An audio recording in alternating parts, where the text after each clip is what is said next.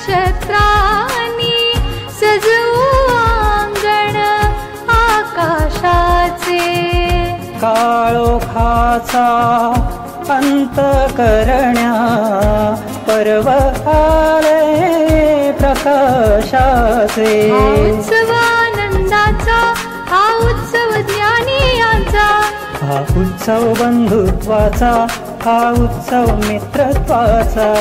सप्तसुरांची साथ घेऊन साहित्याचा करू उत्सव. दीप उत्सव, दीप उत्सव, दीप उत्सव, दीप उत्सव.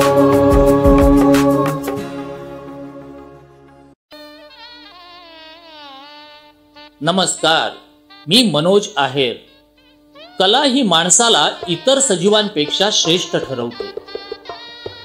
निसर्गातील, सृष्टीतील अनेक घटना आणि गोष्टींचं निरीक्षण करून माणसानं कलेचं सृजन सुरू केलं आणि त्याची रसिकताही परिपक्व होत गेली. आता कला आधी की रसिकता हा प्रश्न म्हणजे कोंबडी आधी की अंड यासारखा काहीसा जटिल. पण तरीही गेली हजारो वर्ष कला आणि रसिकता हातात हात घालून गुण्या गोविंदानं प्रवास करीत आहे. माता सरस्वती पुढं लीन होऊन, भगवान श्री गणेशाला साकडं घालून समाजातील अनेक कलावंत प्रचंड सामर्थ्यानिशी रसिकांचं मनोरंजन करतात. ज्ञान आणि मनोरंजनाचं एक भव्य दालन उभं करतात.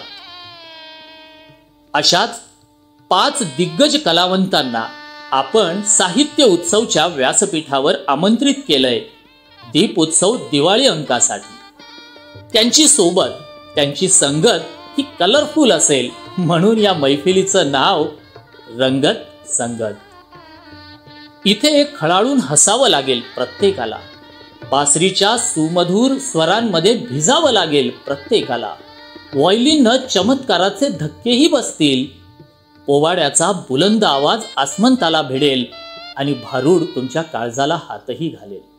या पंचरंगी कलावंतांची ही कलरफुल मैफिल रंगत संगत. निर्मिती साहित्य उत्सव, संहिता लेखन आणि सूत्रसंचालन रेशमा मोरे.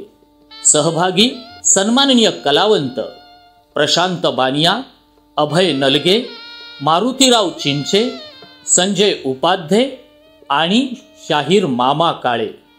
तांत्रिक सहाय्य प्रमोद पांढरे आणि विद्या पाटील. ऐकूया दीपोत्सव दिवाळी अंकात रंगत संगत.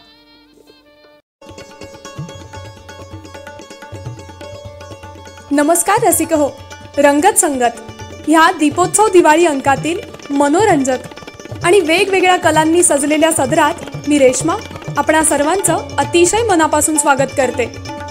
अन्न, वस्त्र, निवारा, आरोग्य, शिक्षण ह्या माणसाच्या मूलभूत गरजा. त्याचबरोबर मनोरंजन ही गरज सुद्धा महत्त्वाचीच मानायला हवी.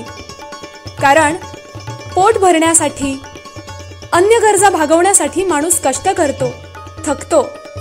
तेव्हा त्याला गरज असते ऊर्जेची, अर्थात एनर्जीची.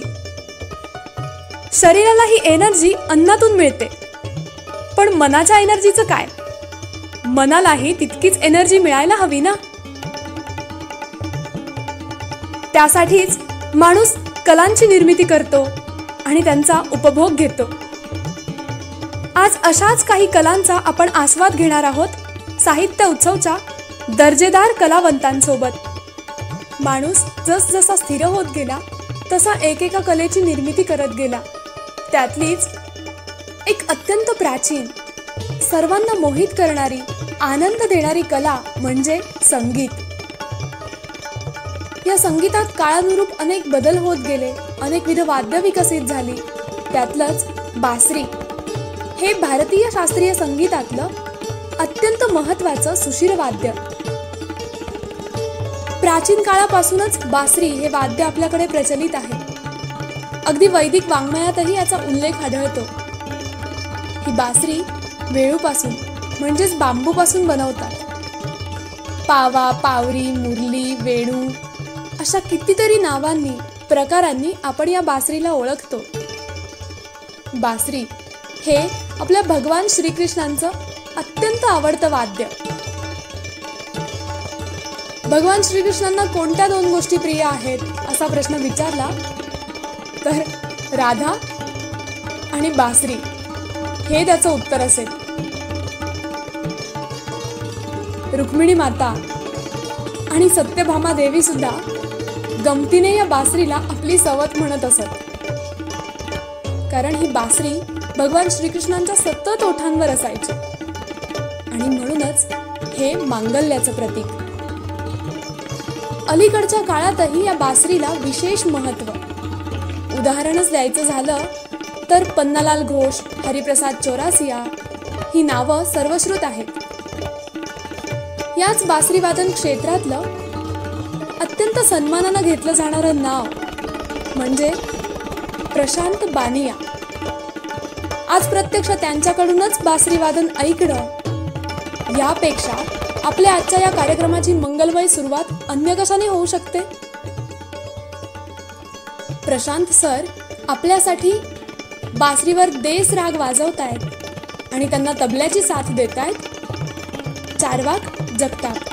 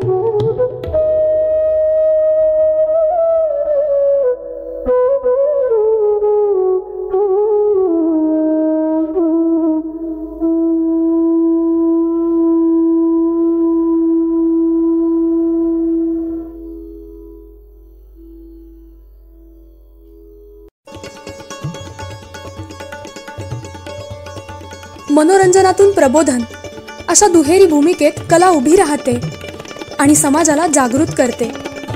लोककलांचा, लोकसंगीताचा यात सिंहाचा वाटा. कीर्तन, प्रवचन, जागरण गोंधळ, ओव्या, पोवाडे, भारूड, लावणी अशा काही लोककला आपण ऐकलेल्या. त्यातलीच भारूड ही कला संत एकनाथ महाराजांनी खऱ्या अर्थाने पुढे आणली, ती अध्यात्माच्या प्रसारासाठी, मानवी मनातले विकार दूर करून भक्ती रुजवण्यासाठी. त्यासाठी कीर्तनं, प्रवचनं होत होतीच. अहो, पण माणूस इतका रजोगुणी की त्याला गाणी ऐकायला, कथा ऐकायला आवडतं, पण अध्यात्म समजून घेणं मात्र जड जातं. म्हणूनच हेच अध्यात्म अधिक सोपं करून सांगण्यासाठी मानवी नात्यांचा, मानवी जीवनाशी संबंधित असणाऱ्या काही गोष्टींचा आधार घेऊन संत एकनाथ महाराजांनी भारूड रचली. त्यातलंच एक भारूड आज आपण ऐकणार आहोत. आणि भारूड म्हणजे नेमकं काय ते सुद्धा समजून घेणार आहोत अभय नलगे ह्या सुप्रसिद्ध लोककलावंताकडून. आज आपल्याशी एका वेगळ्या विषयावर चर्चा आणि छोटंसं सादरीकरण घेऊन मी आपल्या समोर आलोय. माझ्या गुरूंकडून मला लोकसंगीताच्या अनेक परंपरा मिळाल्या, तशीच ही एक वेगळी आणि आगळी परंपरा आहे, ज्या लोककलेचं नाव आहे बहुरूपी भारूड. भारूड हा शब्द सुद्धा खूप ग्रामीण वाटतो लोकांना, पण तो मुळात ग्रामीण नाही किंवा अशुद्धही नाही. भारूड म्हणजेच बहुमनांवरती किंवा बहुजनांच्या मनावरती जे आरूढ होऊन राहिलंय, किंबहुना मनावर ज्यानं गारूढ केलंय, असाच एक लोकसंगीतातला, लोककाव्यातला अतिशय सुरेख संत विरचित शुद्ध सांप्रदायिक प्रकार म्हणजे भारूड. भारूड नेमकी कशी असतात, ती निर्माण कशी झाली, याच्याबद्दल आपण बोलूयात. पण आजचा आपला विषय फक्त एका भारुडापुरता मर्यादित आहे आणि म्हणूनच मी एक छोटंसं भारूड आपल्या समोर सादर करणार आहे. पण त्यापूर्वी बऱ्याच लोकांना भारूड म्हणजे काय, किंबहुना भारूड हा फक्त मनोरंजनासाठी तयार केलेला एक शब्दाला शब्द जुळवून, नला न भिडवून फक्त मनोरंजनासाठी तयार केलेला प्रकार असावा, अशी एक काही लोकांची पुसटशी कल्पना आहे. तर तसं नाही. भारूड ही कलाच मुळामध्ये मनोरंजनातून प्रबोधनासाठी निर्माण झालेली आहे. मित्रांनो, संत एकनाथ नावाचे थोर संत आपल्या महाराष्ट्रामध्ये होऊन गेले, की ज्यांचा भारूड या विषयावरती खूप मोठा अभ्यास आणि निर्मितीही होती. भारूड जन्माला कशी आहे? ज्ञानेश्वर महाराजांच्या अगोदरच्या काळापासून समाजाला सांगणारा, शिकवणारा आणि जाता जाता प्रबोधन करणारा असा एक वर्ग होता. नावं सांगू? भराडी, गोंधळी, कोलाटी, वाघ्या, मुरळी, भजनी, कीर्तनकार, प्रवचनकार, तमासगीत अशा अनेक लोककला त्यावेळी आंधळा, पांगळा, पिंगळा, बहिरा, भट, सांगू किती दादा सांगू किती, या सगळ्या लोकभूमिका गावगड्यांमध्ये यायच्या, जाता जाता समाजाचं प्रबोधन करायच्या. आणि सगळ्यात महत्वाची गोष्ट, राजाश्रयापेक्षाही लोकाश्रयावर जगायच्या. त्यातलीच एक सुंदरशी भूमिका मी आज आपल्या पुढे मांडणार आहे. ती म्हणजे कडक लक्ष्मीची. मित्र हो, खरोखर या ज्या लोकभूमिका होत्या, या लोकभूमिकांमध्ये नाथ महाराजांनी अध्यात्म विचारांची रूपकात्मक स्वरूपाने मांडणी केली आणि मराठी भाषेमध्ये भारुड जन्माला आली. एक सुंदरसं भारुड. सत्वर पाऊग मला भवानी आई रोडगा वाहीन तुला. सुरुवातीला छोटंसं भारुड सांगतो आपल्याला फक्त. सत्वर पाऊग मला भवानी आई रोडगा वाहीन तुला. ये सत्वर पाऊग मला भवानी आई रोडगा वाहीन तुला. ये सत्वर पाऊग मला भवानी आई रोडगा वाहीन तुला. रोडगा वाहीन तुला भवानी आई रोडगा वाहीन तुला. सत्वर पाऊग मला भवानी आई रोडगा वाहीन तुला. सत्वर पाऊग मला भवानी आई रोडगा वाहीन तुला.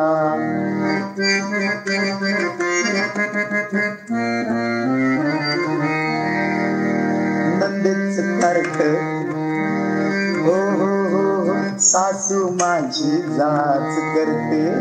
सासू माझी जाच करते. लवकर निर्दाळी तुला. अग अग लवकर निर्दाळी तुला. भवानी आई रोडगा वाहीन तुला. भवानी आई रोडगा वाहीन तुला. सत्वर पाऊग मला भवानी आई रोडगा वाहीन तुला. फार सुंदरसं भारुड आहे. नाथ महाराज म्हणतात की जीवरूपी नारी ही वैराग्याच्या भूमिकेवर आली आहे आणि ती विकारमुक्त जीवन जगण्याच्या इच्छेने भवानी आईला सांगतेय की मला विकल्पाची सासू आहे, अहंकाराचा सासरा आहे. सासरा माझा गावी गेला. सासरा माझा गावी गेला. तिकडच खपवी त्याला. तिकडच खपवी त्याला. भवानी आई रोडगा वाहीन तुला. सत्वर पाऊग मला भवानी आई रोडगा वाहीन तुला. कोण हा सासरा? कोण ही सासू? अहंकाराचा सासरा आहे. मूर्तिमंत माणसाच्या जीवनामध्ये सगळ्यात वाईट जर कोणती गोष्ट असेल तो अविचारी अहंकार आहे. ज्ञानेश्वर महाराज याचं फार सुंदर वर्णन करतात. ते म्हणतात, नवल अहंकाराचे गोठी, विशेष अज्ञान नलगे पाठी, सज्ञानाचे झोंबे कंठी, नाना संकटी नाचविते. एखाद्या माणसाला थोडं ज्ञान असेल ना, थोडं, तर ते थोडं ज्ञान तो इतका नाचवण्याचा प्रयत्न करतो की लोकांना वाटावं की तो खरंच खूप ज्ञानी आहे. पण कधी कधी ज्ञान असल्याचा इतका पश्चाताप होतो की असलेलं अर्धवट ज्ञान तुम्हाला संकटात टाकतं. अशा वेळी आपण अज्ञानी असलेलेच बरे होतो असं माणसाला वाटतं. म्हणून ज्ञानेश्वर महाराज म्हणतात, नवल अहंकाराची गोठी, विशेष अज्ञान नलगे पाठी, पण संज्ञानाचे झोंबे कंठी. ते सारखं कंठावर तुमच्या दिसतं, तुम्ही बोलता, त्याच्यातून ज्ञान प्रगट होतं असं लोकांना वाटतं. वास्तविक ते ज्ञान नाही, ती फक्त माहिती असते. ज्ञान हे आत्मज्ञान असतं. तसा अहंकाराचा सासरा आहे. हा अहंकार माझ्यातला दूर जाऊ दे आणि निरंकार जीवन जगू दे. तो अहंकाराचा सासरा मारून टाक, त्याचं निर्दालन कर. सासू माझी जा. कोण ही सासू? सासू म्हणले, अहो आता याच्यामध्ये बतावणी असते भारुडामध्ये. अहो काय म्हणले, सासू मारायला सांगतात? हो, मध्ये टीव्हीवरती एक सिरियल यायची, मला सासू हवी. अहो आमच्या पुण्यातल्या बायका म्हणायच्या, बाई आमची घेऊन जा तुला नसली तर, पण तुझी सिरियल बंद कर. इतकं वाढलं होतं त्याचं. मित्र हो, सासू कोण आहे? माणूस हा कोळी कीटकासारखं जीवन जगतो. तो संकल्प विकल्पाचं जाळं तयार करतो, त्यात स्वतःही गुंफला जातो आणि इतरांनाही अडकवतो. हा कोळी नावाचा कीटक स्वतः एक जाळं तयार करतो, त्यात इतरही कीटकांना अडकवतो आणि तो स्वतःही अडकवतो. मग याच्यात बतावणी असते, महाराज अहो कोळी कोण? अहो म्हणले, आमच्या गावचा पाटील कोळी. अरे अरे अरे, ते कोळी नसेल हो, 96 कोळी. अहो जातीवाद आणू नका. मग मग मग असा विनोद करून असायचं. छान. तसं सासू ही संकल्प विकल्पाचं जाळं तयार करते. मग ही सासू कोण आहे? संकल्पन विकल्पाची सासू आहे. हे माझ्या मनामध्ये विकल्प आलेला दूर जाऊ दे आणि संकल्पाने माझं जीवन समृद्ध होऊ दे म्हणून नाथांना नवस करते. सासू माझी जाच करते, लवकर निर्दाळी तिला भवानी आणि रोडगावाही. आमचे एक समाजवादी मित्र आहे, म्हणले अहो हो सासरू मोरू दे सासरा मोरू दे. खरंच हे भारूड समाजवाद्यामध्ये आणि आमच्या ह्याच्यामध्ये फार सुंदर चाललेलो. अहो म्हटलं त्याच्यासाठी नाही, विकारमुक्त जीवन जगून जीवन परमार्थाने समृद्ध होण्यासाठी हे भारूड आहे. सासू माझी जाच करते, लवकर निर्दाळी तिला भवानी आई रोडगावाही तुला, भवानी आई रोडगावाही तुला. सत्वर पावग मला भवानी आई रोडगावाही तुला, भवानी आई रोडगावाही तुला. नंदेच कार्ट किर किर करत, नंदेच कार्ट किर किर किर किर किर किर करत. नंदेच कार्ट. ही ननंद कोण आहे? त्यांनी सांगितलं बघा ननंद कोण आहे? जसं विकल्पाची सासू आहे, अहंकाराचा सासरा म्हणून ननंद कोण आहे? कामाजी नावाचा नंदावा आहे आणि माया ममता तृष्णा नावाच्या नंदा आहेत. त्या दोघांपासून झालेलं कार्ट आहे, त्याचं नाव आहे द्वेष. ते नंदेचं कार्ट आहे द्वेष. द्वेष हा दोन प्रकारचा असतो. एक असतो सकारात्मक द्वेष. छत्रपती शिवाजी महाराजांच्या मनामध्ये सकारात्मक द्वेष निर्माण झाला आणि म्हणूनच मराठी माणसाला स्वातंत्र्य नावाची गोष्ट प्राप्त झाली. आणि एक असतो नकारात्मक द्वेष.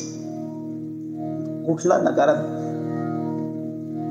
कसाबच्या मनामध्ये, मोहम्मद अजमल कसाबच्या मनामध्ये नकारात्मक द्वेष निर्माण झाला आणि 26/11च्या हल्ल्यामध्ये तो शहीद झाला. जे साधायचं ते साधता तर आलं नाहीच, पण उलट जीवन व्यर्थ केलं. सकारात्मक द्वेष निर्माण झाला तर तो द्वेष असायला पाहिजे. म्हणून द्वेष कायमचा मारू नको.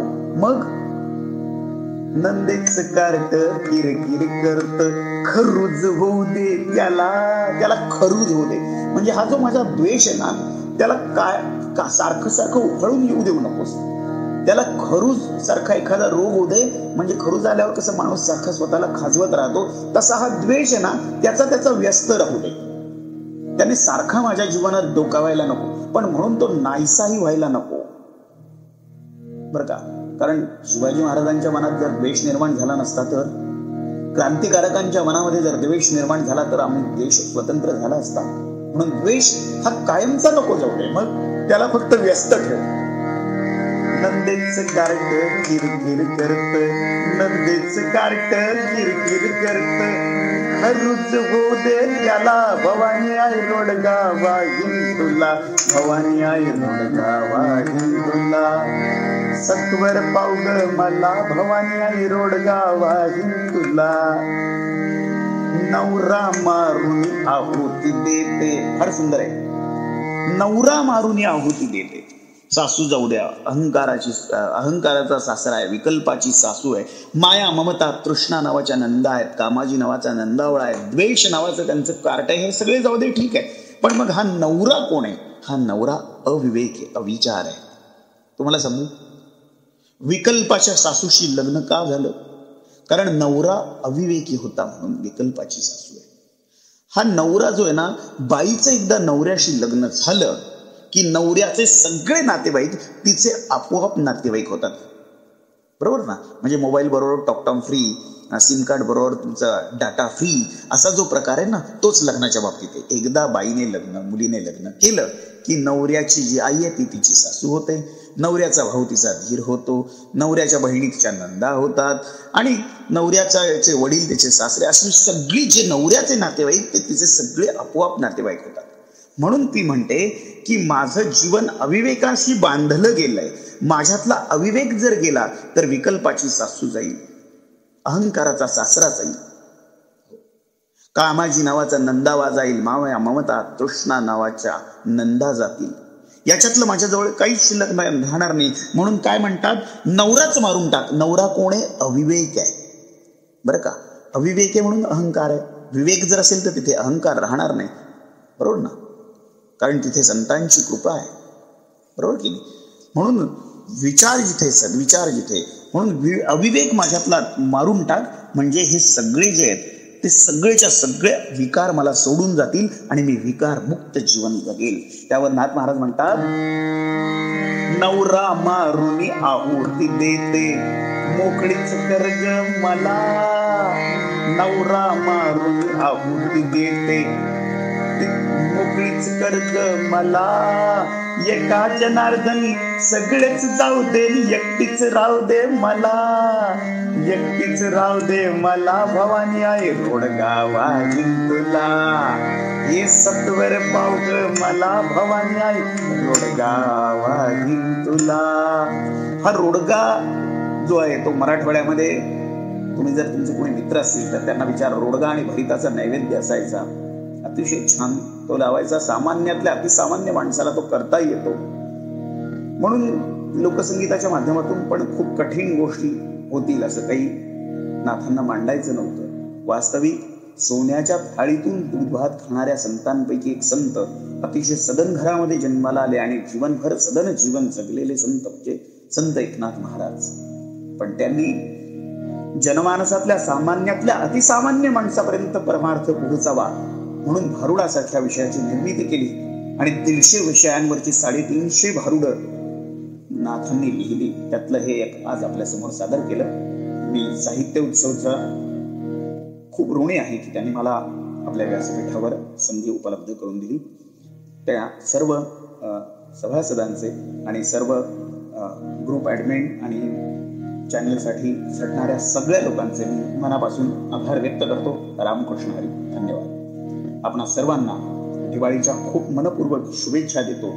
ज्ञानेश्वर महाराज म्हणतात, मी अविवेकाची काजळी फेडून विवेक दीप उजळी, पै योगिया पाहे दिवाळी निरंतर. मित्र हो, सामान्य माणसाला 2 दिवाळीच्या मध्ये एका वर्षाचं अंतर असतं.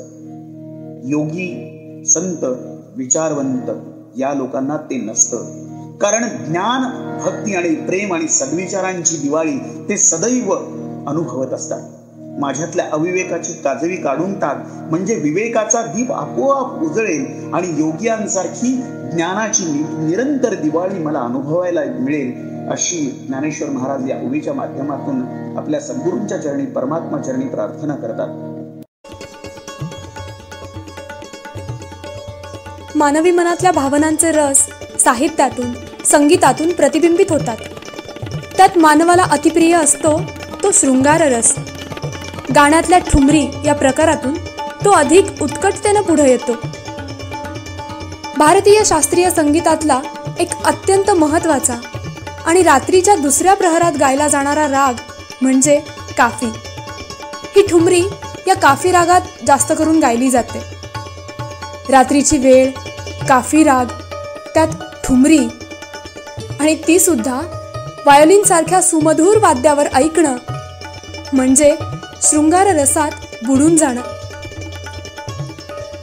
व्हायोलिन हे एक तंतुवाद्य. दिसायला आकर्षक असलं तरी वाजवायला तितकंच कठीण. याचा शोध प्रथम इटलीमध्ये 1570 साली लागला. व्हायोलिन हा शब्दही व्हायोलिनो या इटालियन शब्दापासून तयार झालेला. मराठीत याला बेला म्हणतात. हे पाश्चिमात्य वाद्य पुढे जगभर पोहोचलं, तसंच ते भारतातही आलं आणि लोकप्रिय झालं. आपल्याला अनेक बॉलिवूड चित्रपट संगीतातून हे वाद्य ऐकायला मिळतं. व्हायोलिन वादनातलं आणि शास्त्रीय संगीतातलं महाराष्ट्रातील एक सन्माननीय नाव म्हणजे संजय उपाध्ये. काफी रागातील ठुमरीचं उपाध्ये सरांनी केलेलं व्हायोलिन वादन ऐकणं ही आपल्यासाठी एक मनोरंजनाची पर्वणीच ठरावी.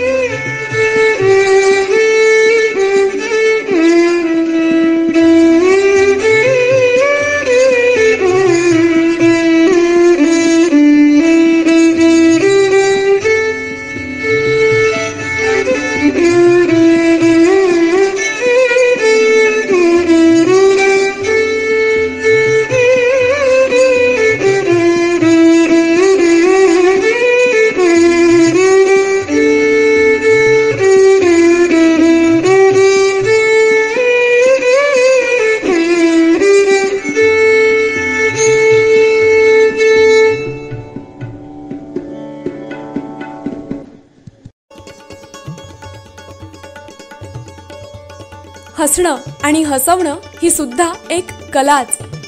प्रत्येकाला ते जमतच असं नाही, कारण हसणं जरी सोपं असलं तरी इतरांना हसवणं तितकंच कठीण.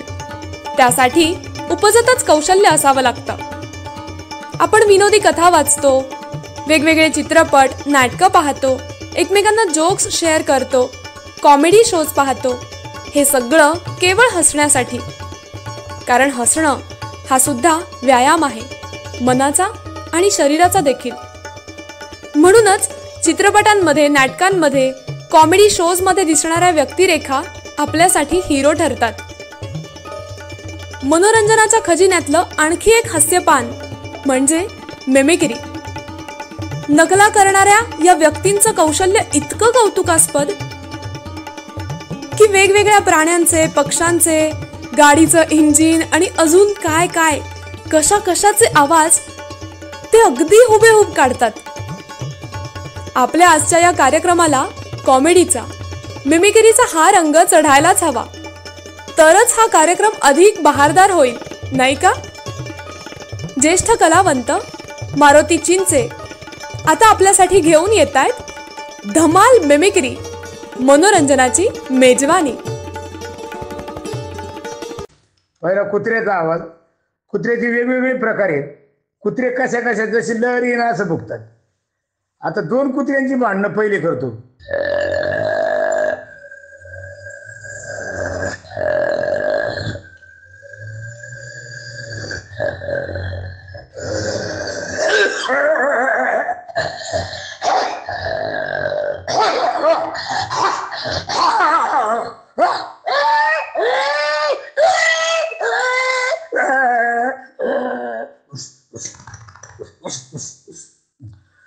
हे झालं दोन कुत्रे भांडले एकमेकाशी.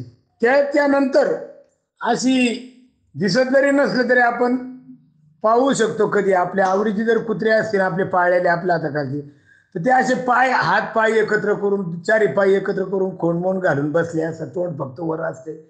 दुसरा काय आवाज आला का एकाएकीच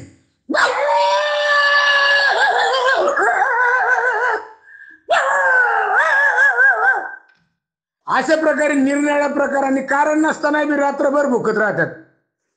आणि आलं कोणी धावून, आलं कोणी जर चाललं तर त्याच्यासाठी धापा टाकीत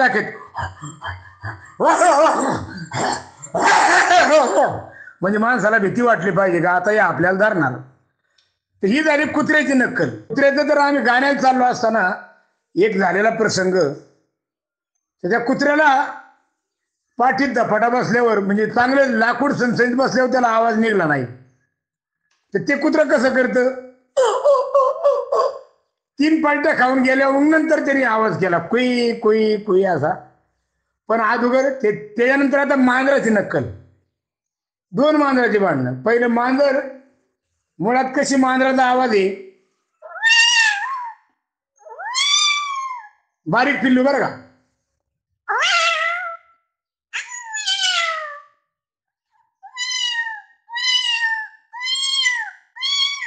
हे मांजर दूध पिताना कसं करतात,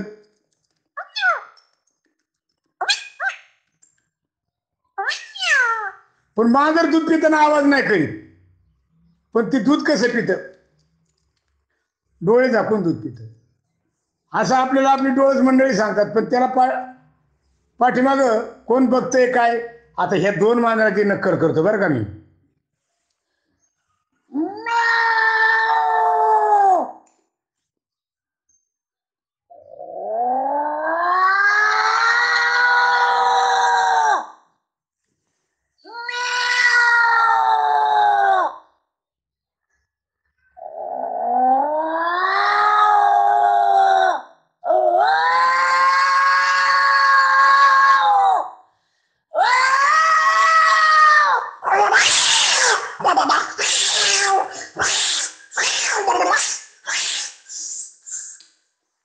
ही नक्कल अशा प्रकारे मी केली मांजराची. आता कुत्रं झालं, मांजर झालं, आता गाढव.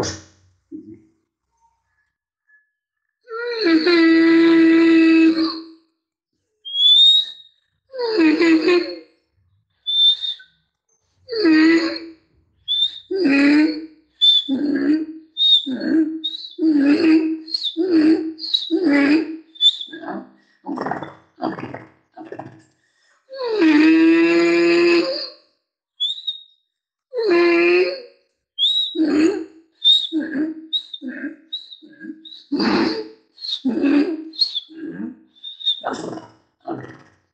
झाली गाढवाची नक्कल. आता पिंगळा. पिंगळा बहुतेक आपण जे सर्व काही ग्रामीण भागातली मुलं बहुतेक असतात अंधशाळेत जाणारी. शहरी लोकांना कमी माहिती असेल, पण ग्रामीण भागातल्या मुलांच्या कानावर आपण आपल्या डोळस लोकांचं काही म्हणणं असं, डोळस लोक तर म्हणतात, पण आपल्या अनुभवाने सुद्धा आपण सगळे आपली अंध मंडळी कानाने फार चाणक्ष असतात. त्यामुळे निरनिराळ्या पक्ष्यांचे आवाज ध्यानात ठेवतात, म्हणून नकलांची आवड राहते. हा पिंगळा.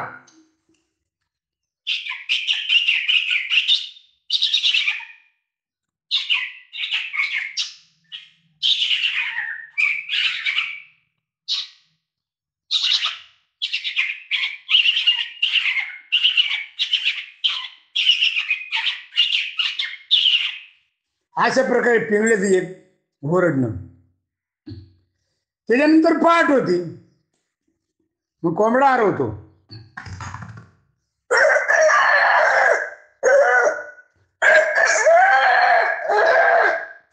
अशा प्रकारे कोंबड्याचं हरवणं. त्यानंतर मग शेळी. काही भागात बकरी म्हणलं जातं. जरा शेळीची लोक शेळीला बकरी म्हणतात आणि मेंढराला बकर. खरं तर बकर मेंढराला म्हटलं जातं. एक वर्गीय प्राणी आहे. शेळी, मेंढी, सांबर आणि हरण हे एक वर्गीय प्राणी आहे. आणि गाय, बैल, म्हैस, हे जी म्हैस, त्याचा हाल्या, ही एक वर्गीय प्राणी आहे, कष्टकरी प्राणी. तर त्यात शेळी ती कशी करते?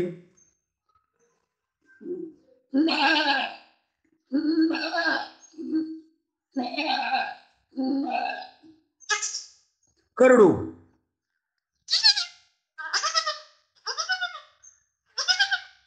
सगळ्याच प्राण्यांना जी पिल्लं होतात त्या कुत्र्याच्या, मांजराच्या, उंदराच्या किंवा सस्तन प्राण्यांच्या याला पिल्लं म्हणतात. परंतु आपली जी पाळीव प्राणी आहेत, जी तणावर, धान्यावर, म्हणजे असं चाऱ्यावर जगतात, चारा खातात, त्याला गायच्या वासराला वासरू म्हणतात. म्हशीचा असते पारडू, हरणाचा असते पारडस, शेळीचा असते करडू, मेंढराचा असते कोकरू. अशा प्रकारे निरनिराळी माहिती मी आपल्याला दिली. थोडी अशी आहे सगळं, पण ग्रामीण भागातली माहिती असल्यामुळं मी आपल्याला सांगतो. गावगावची भाषा बदलते. आता शेळी झाली, करडू झालं,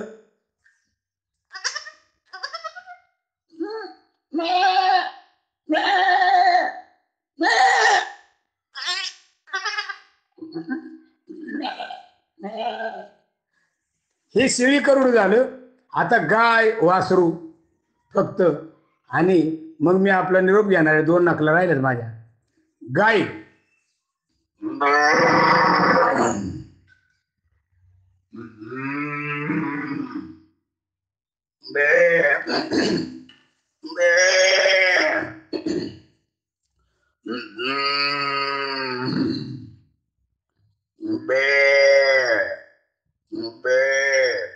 पूर्वी आम्ही लहानपणी ज्यावेळी खेडेगावात असायचो, त्यावेळी आपल्या गावात एखादी एसटी आली, एखादी गाडी आली तरी मोठा आनंद वाटायचा. पण आता सगळ्या गाड्याच पाहायला मिळतात आपल्याला. ती गाडी थांबल्यावर आवाज कसा येतो? कोणती? समजा मेटेरोर.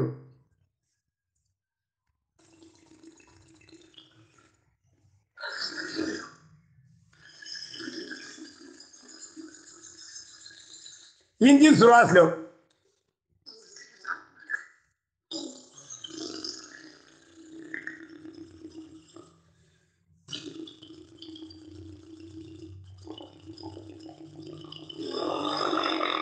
गेली गाडी. तर अशा प्रकारे. परंतु आता राहिले तुम्हाला एक आमच्या गावातली 2 व्यक्ती, म्हातारी माणसं, त्यांचे आवाज. खूप दिवसांनी पुण्याला मी पुण्यावरून नगरला गेलो आणि ती वयोवृद्ध व्यक्ती भेटली. त्यांनी मला विचारलं, त्यांचं नाव माधव मामा. आणि मला म्हणले, अरे मारुती आला काय? हा म्हणलं आलो ना मामा. मग तुम्ही कसे काय? आम्हाला विचारपूस त्यांनी केली. एकला आला का? वडपान आणलं, दोडपा आणलं? नाही, दोघं आलो मामा. मग पोर कुठे आहे? जरा गावात रानात आहे, मळ्यात आहे. बरं झालंय ना तुमचं? हा बरं आहे मामा. मग तुमचं कसं काय मामा? नाही आमचं आता काय आहे, आमचं बरंच आहे, फक्त जरा थोडं ऐकू येत नाही कानाला आणि मान हलती. अशा प्रकारे आमच्या माधव मामांची नक्कल तुम्हाला करून दाखवली. माणूस कलेचा उपभोक्ता असला तरी या कलांमधून केवळ मनोरंजनच होतं असं नाही, तर समाज प्रबोधनासाठी, महापुरुषांच्या कार्याचा गौरव करण्यासाठी कलावंतांमधली कला पुढे येते आणि समाजावर छाप पाडते. महाराष्ट्राचा प्राण असलेला असाच एक कलेचा प्रकार म्हणजे पोवाडा. शाहीर आपल्या पोवाड्यांमधून महापुरुषांच्या शौर्याचं वर्णन करतात आणि सत्कार्यासाठी मानवी मन चेतवतात. पोवाडा म्हटलं की आपल्याला कुणाची आठवण येते? बरोबर, आपलं लाडकं दैवत, आपलं प्रेरणास्थान छत्रपती शिवाजी महाराजांची. महाराजांनी मावळे कसे संघटित केले, मावळ्यांनी महाराजांसाठी आणि आपल्या स्वराज्यासाठी कसं बलिदान दिलं, प्रसंगी आपल्या मुलाचाही विवाह बाजूला ठेवून वीर तानाजी कसा हुतात्मा झाला, ह्या सगळ्या कथा इतिहासातून आपण वाचलेल्या, अभ्यासलेल्या. तरीही ह्याच कथा शाहीर जेव्हा आपल्या पोवाड्यांमधून गातात तेव्हा त्या मनाला अधिक भावतात आणि प्रत्यक्ष शिवशाहीचं दर्शन घडवतात. आत्ता असंच दर्शन आपल्याला घडणार आहे. त्यासाठी ऐकूयात महाराजांचा आणि मावळ्यांचा गुणगौरव करणारा पोवाडा शाहीर मामा काळे यांच्या दमदार आवाजात.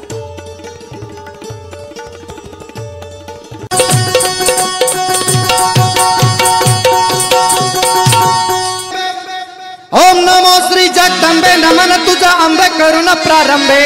दपावर थाप तुंतुण्याचा, दपावर थाप तुंतुण्याचा. शाहीर हा महाराष्ट्राचा प्राण, महाराष्ट्राचा प्राण. शाहीर हा महाराष्ट्राचा प्राण, शाहीर हा महाराष्ट्राचा प्राण. शिवाजी राजांचं गात गुणगान, शिवाजी राजांचं गात गुणगान, शिवाजी राजांचं गात गुणगान. आदि नमन साधू संताला, आदि नमन साधू संताला. तुकारामाला, नामदेवाला, तुका मिळाला. नमन माझ्या गाडगे बाबांना, गाडगे बाबांना जिरहाजी, गाडगे बाबांना जिरहाजी, गाडगे बाबांना जिरहाजी. नमन माझे मुकुंद राधाना, हे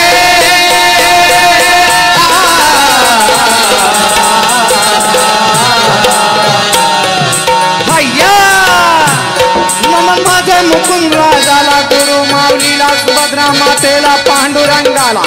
बीड जिल्हा अंबा तालुक्याला, मुक्कामी अंबा नगराला. शाहिरी साज तळवीला, पूर्ण तरुण शाहिरीचा झाला. शाहीर काळे गातो पोवाड्याला, गातो पोवाड्याला जिरहाजी, गातो पोवाड्याला जिरहाजी, गातो पोवाड्याला जिरहाजी. अहो आंबे जोगाईचा शाहीर आला, शाहीर थाटात, शाहीर थाटात, शाहीर थाटात. दत्ताबा पोवाडा गावा बी मारताना आणि ऐकावा बी मारताना. पोवाडा कुणावर बी होत नाही बरं का.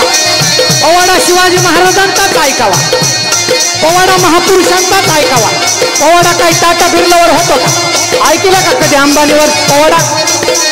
अंबानी अदानीवर पोवाडा ऐकला का? अरे करोडोपती नाही, जगावर तरी त्यांचं राज्य असलं त्यांच्यावर पोवाडा होऊ शकत. मर्दाचा पोवाडा मर्दानं गावा आणि मर्दावरच ऐकावा, असा हा पोवाडा. शिवाजी महाराजांच्या काळात बघा जबाबदारी होती, जबाबदारी. जबाबदारी म्हणजे कशी? तानाजी मालुसरेंना सांगितलं की आपल्याला कोणाला घ्यायचा. तानाजी मालुसरे पत्रिका घेऊन आले असते आणि पत्रिका घेऊन आले, म्हणले राज रायबाचं लग्न यायचं बरं का. तसं राजाच्या मनामध्ये वेगळं. राजे बोलते झाले ताना अरे कोंडाला घ्यायचं म्हणे आईला. तशा हातातल्या पत्रिका दिसावं फेकून दिल्या आणि तानाजी बोलता झालं आधी लगीन कोंडाण्याचं मग रायबाचं. गेला गेला गेला गेला तो असा गेला ते तानाजी मालुसरेचा रक्तानं माखलेला देह आला. उदय भाण्याची समशेर पोटात दिल्लीपर्यंत घुसली आणि उदय भाण्यानं तानाजीला मारला. पण लक्षात ठेवा 80 ओलांडलेल्या मामानं शेलार मामानं दातानं नर्द फोडला. दातानं 80 वर्षाच्या म्हाताऱ्यानं दातानं नर्द फोडलं. आता आमच्या 16 वर्षाच्या पोराचे दात बघा ना सुपारीनं कसे झाले. सुपारी फुटन बाबा नर्द फोडलं. अरे ग्रेट मावळे होते ग्रेट. आणि तानाजी मालुसऱ्यांच्या रक्तानं माखलेला देह आला. गड आला पण सिंह गेला. जबाबदारी ह्याला म्हणायची. त्या पावन खिंडीमध्ये गजखिंडीमध्ये बाजी प्रभू देशपांड्यांवर संपूर्ण जबाबदारी आहे. बाजी जोपर्यंत आम्ही गडावर जात नाही एकही मुघल पुढे आला नाही पाहिजे. अरे छातीचे ढाल केली हातात दोन्ही समशेरी घेऊन तिथं त्याला तर तर कापायलाय बाजी प्रभू. एक मावळा पुढे नाही गेला. एक ज्या वेळेला तोफाचा आवाज झाला त्याच वेळेला बाजी प्रभूच्या हातातल्या समशेरी गेल्या. इतिहासकार सांगतात बाजी प्रभूचं मुंडकं कापलं गेलं तरी हातातल्या समशेरी चालू होत्या. जबाबदारी त्याला म्हणायचं जबाबदारी.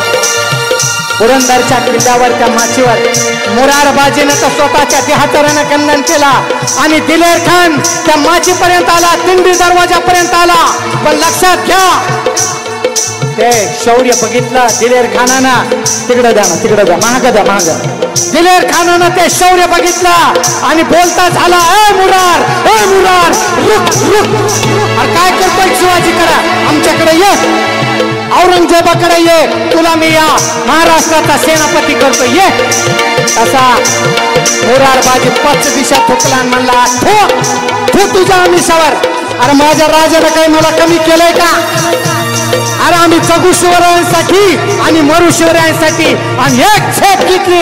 इतिहासकार सांगतात मुरारबाजीच्या त्या वारात दिलेर खानानं जर खाली मुंडकं केलं नसतं मान तर दिलेर खानाचं मुंडकं थडापासून वेगळं झालं असतं.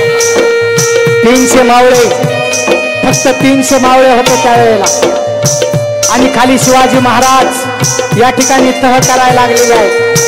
नका नका तोफा दागू नका माझ्या मावळ्या मारू नका.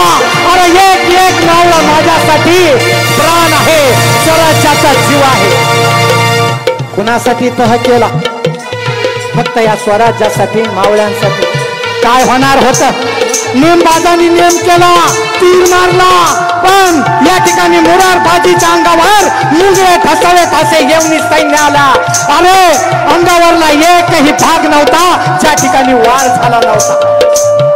रक्ताच्या थारोळ्यात पडला मुरारबाजी. इतिहासकार त्यावेळेला सुद्धा सांगतात मुरारबाजीचा धडापासून मुंडकं बाजूला झालं तरी 100-150 यवन कापल्याचा ग्रेट इतिहास आहे. जबाबदारी याला म्हणतात. आपण काय जबाबदारी पाहतो. 60-65 वर्ष झाला आपल्याला मतदानाचा अधिकार संविधानानं दिला. किती टक्के मतदान होते आपल्याकडे 40%, 50%, 60%. डोक्यावरून पाणी गेलं. पैसे आता मला सांगा मतदान करायला पैसे लागतात. हल्ली पैसे मिळतात मतदान करायला मिळतात का नाही कोणीच म्हणणार नाही हो. पण मतदान होत नाही. मतदानाच्या दिवशी सुट्टीवर जातात लोक सुट्टीवर.